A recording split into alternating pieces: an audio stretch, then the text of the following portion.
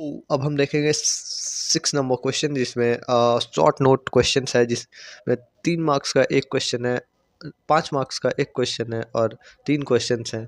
तो इसको हम डिफाइन करेंगे और लिखेंगे, देखेंगे कि कितने क्या-क्या होते हैं। फर्स्टली हमारे पास है prevention of SSI surgical site infection. Secondly हमारे पास secondary safety rule for droplet infection है। थर्डली हमारे पास निडल स्ट्रिक इंजरी है। तो 3 मार्क्स का है 5। बढ़िया है, चलिए फर्स्ट से शुरू करते हैं। First of all prevention of SSI, इसमें जो प्राइमरी प्राइमरी प्रिकॉशन लेना होता है वो नर्सेस और डॉक्टर्स को लेना होता है, जो जो भी मतलब सर्जरी के टाइम पे वहाँ पे रहते हैं। वो SSI is an infection that occur after surgery in the part of body where the surgical took place. जो एसएसआई एक साइट है जहाँ पे इन्फेक्शन होता है, और ये आफ्टर सर्जरी के बाद जो इन्फेक्शंस होते हैं उसमें ये काउंट होता है। तो after surgery in part of body, जहाँ उस पार्ट ऑफ बॉडी पे होता है जहाँ पे सर्जरी हुआ रहता है, ठीक है। कॉजेज जो होते हैं उसके mainly factor factor like surgical technique, contamination हो जाता है, या ओपन ऑपरेशन ड्यूरेशन। फर्स्टली इसमें जो है जैसे कि गलत तरीके से सर्जिकल टेक्निक होती है उसकी वजह से हो सकता है। कंटामिनेशन मतलब अगर हम लोग का इक्विपमेंट जो है, जो भी हम लोग फोर्सेप या फिर जो भी सीजर या नेडल वगैरह यूज़ कर रहे हैं वो प्रॉपर स्टरलाइज नहीं है, तो इसकी वजह से कंटामिनेशन हो सकता है। तो ये भी कॉज कर सकता है SSI, surgical site infection. Open operation duration, अगर मान लीजिए कि सर्जिकल साइट में ओपन कट लगा हुआ है और वो ज़्यादा टाइम तक अगर खुला रहा तो उससे जो भी इन्वायरमेंट में बैक्टीरियाज और माइक्रोब्स रहते हैं वो होने के चांसेस रहते हैं। इन्वायरमेंटल कंडीशंस में हमारे पास जैसे कि जैसे अगर प्रॉपर हम लोग कंटा मतलब प्रॉपर अच्छे इन्वायरमेंट में नहीं रह रहे हैं, गंदगी में रह रहे हैं, तो वहाँ पे मलेरिया हो सकता है। फिर अलग-अलग बीमारियाँ हो सकती है, डेंगू हो सकता है, और छोटे-छोटे बैक्टीरियाज़, माइक्रोब्स जो है वो सर्जिकल साइट पे जाके इन्फेक्शन क्रिएट कर सकते हैं, तो ये ऐसे हो जाता है। फिर प्रिवेंशन कैसे कर सकते हैं? फर्स्टली हम regular cleaning and disinfection of operating room करेंगे। जैसे अम, जो ओटी होती है उसको प्रॉपर क्लीन करेंगे रेगुलर बेसिस पे, और डिसइंफेक्टेंट करेंगे, जो भी ऑब्जेक्ट्स होती हैं उसको इन्फेक्शन फ्री करेंगे, और जो भी उसमें इक्विपमेंट होती है उसको स्टरलाइज करेंगे, रेगुलर क्लीनिंग करेंगे ऑपरेशन रूम्स का। फिर minimal handling and sterilise dropping off operating staffs, जो भी इसमें जो इक्विपमेंट और मटेरियल्स यूज़ होता है उसको मिनिमल हैंडलिंग करेंगे। मतलब कम ही लोग, अगर कोई एक जन है तो वो स्टरलाइज कर रहा है तो वही पहुंचा देगा, या फिर इसको 2 से 3, 3 से 4 ऐसे हैंडलिंग नहीं करेंगे। स्टरलाइज ऐसे, जैसे कि अगर डिफरेंट लोग चेंज करेंगे तो उससे कंटामिनेशन होने के चांसेस हो जाएंगे। फिर ड्रॉपिंग हो गया, ऑपरेटिंग स्टाफ्स हो गए। फिर उसके बाद से proper surgical attire for all in the surgical theatre. जैसे कि इसमें मतलब प्रॉपर तरीके सर्जरी होगी, और सर्जिकल थिएटर भी मतलब प्रॉपर अटायर होना चाहिए। फिर सिविलेंस ऑफ सर्जिकल वुंड, अगर मान लीजिए कि कट लगा हुआ है, कट के पास अगर इन्फेक्शन हो रहा है, और उसको प्रॉपर बेसिस पे जा प्रॉपर बेसिस पे जाके रेगुलर चेक करेंगे कि जो अगर इस सर्जिकल साइट पे वुंड हो रहा है तो वो सही हो रहा है, कैसा रिएक्शन हो रही है, क्या बॉडी पे चेंजेस आ रहा है, ऐसे। सो अब हम ये पहला हो गया। सेकंड नंबर देखेंगे, standard safety rule for the droplet. Infection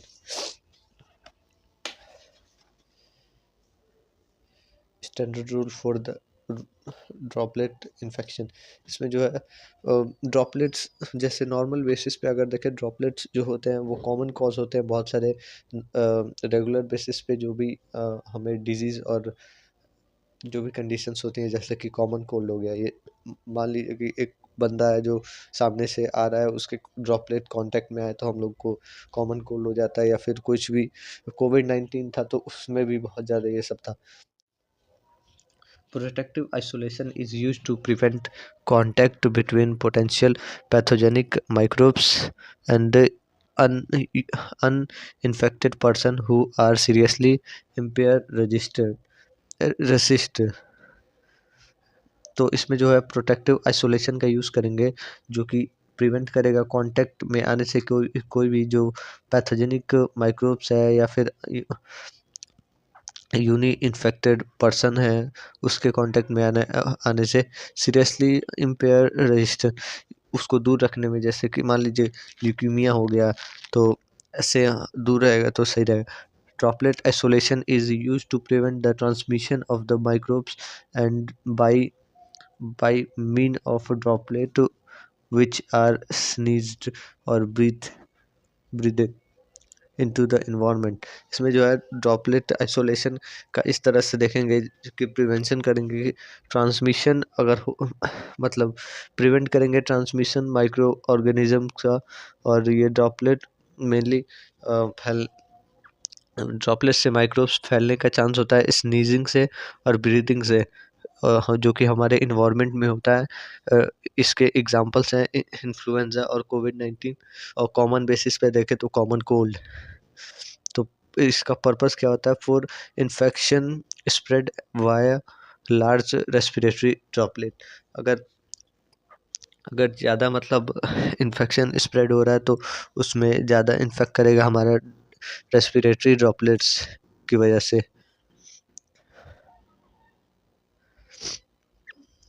पर तो इसमें जो है मतलब इसका मेन मोटिव यही होता है कि उसको रोकें हम लोग, जो भी रेस्पिरेटरी में ड्रॉपलेट आता है उसके उससे। तो इससे हमारा रेस्पिरेटरी ट्रैक भी सही रहेगा और सही से बॉडी भी रहेगी। कॉमन डिजीज़ जो होता है इन्फ्लुएंजा हो गया, कोविड-19 हो गया, बैक्टीरियल मेनिंजाइटिस हो गया, फिर वूपिंग कफ हो गया, ये सब होता है। कि अगर की मेजर देखें कि कैसे हम लोग बचाव कर सकते हैं, तो उसमें हम मास्क ले सकते हैं, फिर आई प्रोटेक्शन ले सकते हैं, फिर पेशेंट मास्किंग कर सकते हैं, रूम प्लेसमेंट कर सकते हैं, फिर एजुकेट करेंगे पेशेंट को और विजिटर्स को कि प्रॉपर अपना मतलब हाइजीन मेंटेन करें, और जो भी मास्किंग और पीपीई है उसको यूज़ करें। और अगर आपको मतलब ऐसा कोई ड्रॉपलेट वाला प्रॉब्लम है तो उसको आइसोलेशन में ले लें या साइड में ही रहे, अपने तरफ से भी बचाव करें। देन थर्डली हमारे पास है निडल स्टिक इंजरी। तो इसको देखते हैं।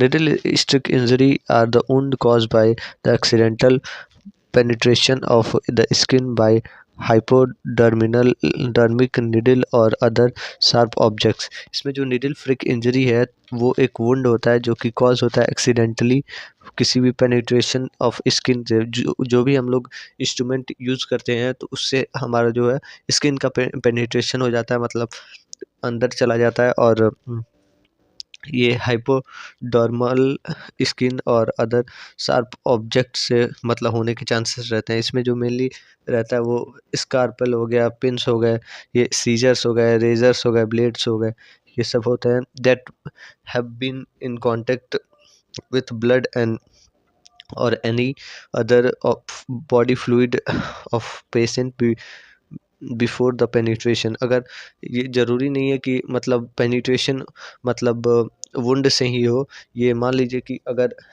पहले जो भी पेशेंट का बॉडी फ्लूइड है पहले से कट लगा रहा है, उसमें अगर टच भी होता है तो उससे फैलने के चांसेस रहते हैं। जैसे बॉडी बॉडी फ्लूइड हो गया, बॉडी फ्लूइड में हमारा स्पूटम हो गया, फिर स्वेट हो गया, ब्लड हो गया, ये सब हो गया जो कि पेशेंट मतलब पेनिट्रेशन से हो जाता है।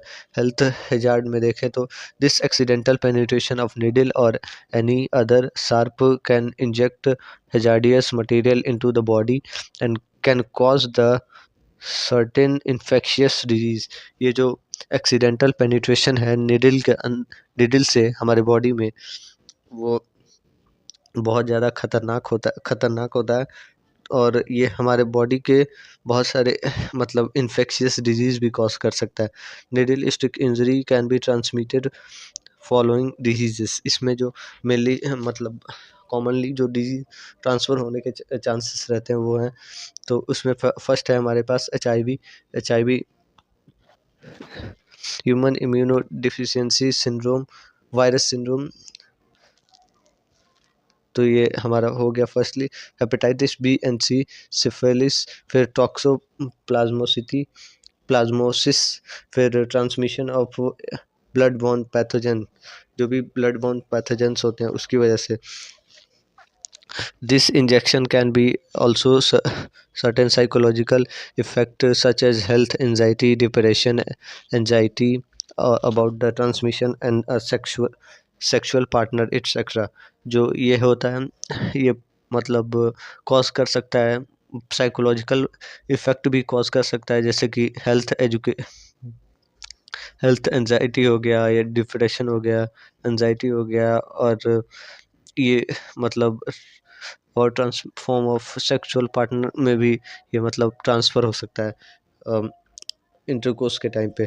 कॉजेज़ जो होते हैं mainly during the following procedure, जो निडल स्टिक इंजरी होती है मेनली कॉज कब होता है, कोई भी प्रोसीजर करते हैं जैसे कि आईएम दे रहे हैं, इंटरमस्कुलर, इंटरवेनस, सबक्यूटेनियस, इंटरडर्मल इंजेक्शंस देते हैं, उस समय हो सकता है विड्रॉइंग द ब्लड। ये स्पेसिमेन, अगर कोई भी ब्लड चेक के लिए हम लोग स्पेसिमेन ले रहे हैं किसी भी पेशेंट से, तो उससे हो सकता है। सूचरिंग के टाइम पे हो सकती है, जब हम लोग सूचरिंग करते हैं किसी भी उंड का या फिर ओपन सर्जरी का, उस समय हो सकता है।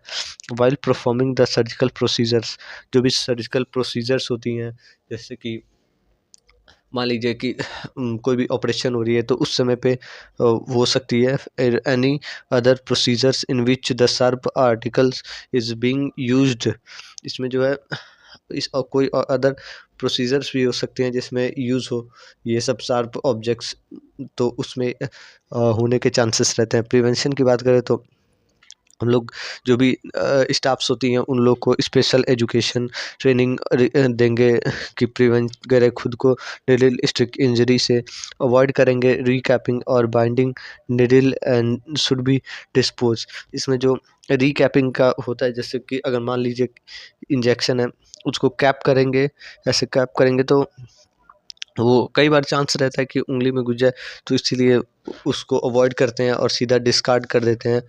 और इमीडिएट प्रॉपरली ये जो भी मतलब होते हैं वो मतलब पंचर प्रूफ लेना चाहिए, और बचने के लिए प्रॉपर अपने प्रॉपर एजुकेट हो के उसके बाद से इंजेक्शन देना चाहिए। Secure used sharp